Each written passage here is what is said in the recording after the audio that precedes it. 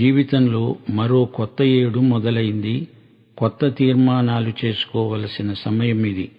మనము పొందిన మేళ్లను జ్ఞాపకం చేసుకుని కృతజ్ఞతలు సమర్పించాల్సిన తరుణమిది.